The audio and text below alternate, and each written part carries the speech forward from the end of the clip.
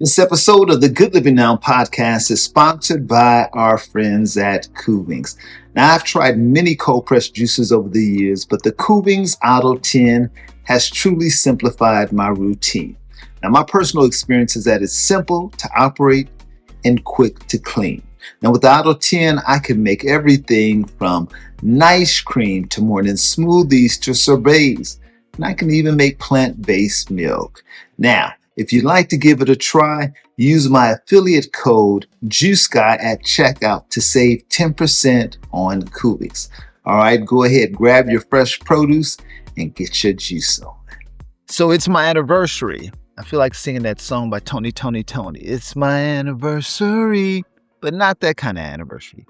It's 10 years of me being cancer-free, but August 5th, 2015 was the day I got my diagnosis.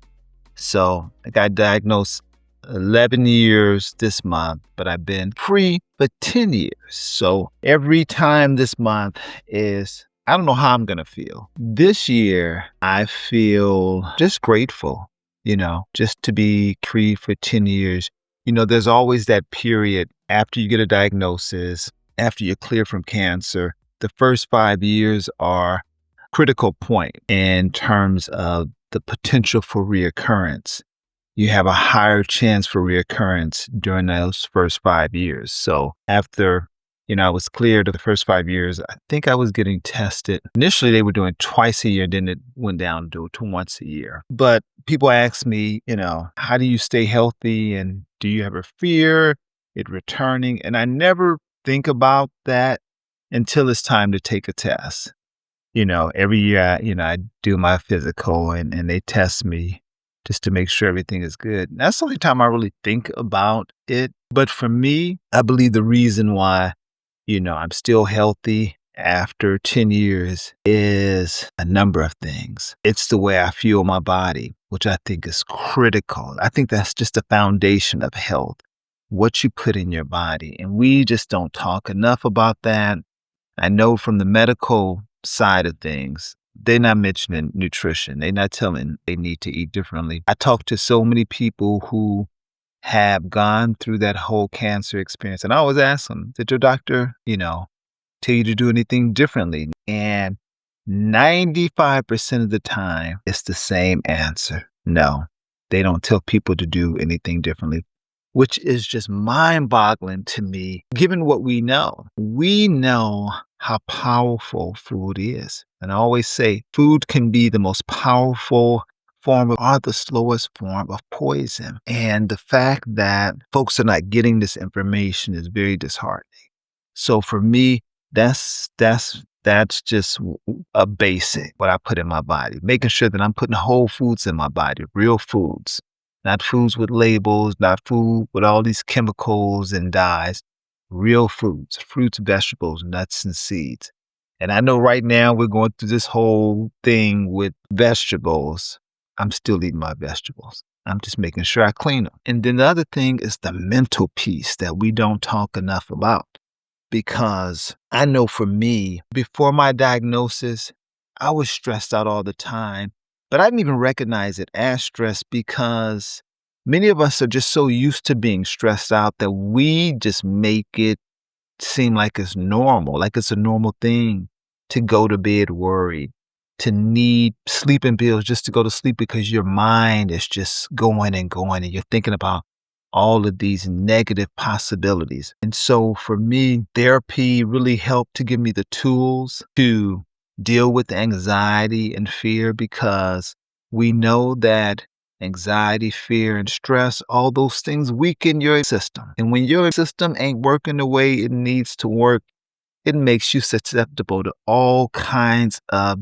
That's why you see or hear about people who eat healthy all the time and they still get some kind of illness, because although food is important, it is not everything. That's why we often hear too, they say stress kills, and we think that it's just relating to like things like a heart attack or stroke. No, the reason that stress is so harmful is it weakens your system and it makes your body vulnerable. So for me, getting into therapy and getting tools to deal with that childhood stuff. Most of us have gone through childhood trauma and we don't address it. And you think just because you're ignoring it, that it's not affecting you, and it is. And it may not even be just your health. It can be other areas that it's affecting you. It could be affecting your relationships with your family, with your kids, with your spouse. All of those things can be impacted by unresolved, unhealed trauma that most of us have, and we tend just to ignore it. So for me, I got my butt into some therapy, and I still have a therapist. I don't see her as often because when I tell you early on, I was racking up bills. I was wearing her out because I was seeing her once a week because I didn't realize that I realized it. I just ignored it. I knew I had a lot of fears and anxiety. And a lot of it just stemmed from, growing up the way that I grew up, in the hood. My dad was what I call a pharmaceutical entrepreneur, not the legal kind, the one that's often in and out of jail. That was my dad. And just all of the stuff that I saw and experienced as a kid that wounded me, but there was no outlet. We didn't talk about it. And so therapy really helped with that. And I think that is the second critical component of health and healing is making sure your mental health is well. And then the third thing for me is really you got to have some kind of spiritual practice. And mine is God. And here's the thing. It was so interesting when I got the diagnosis.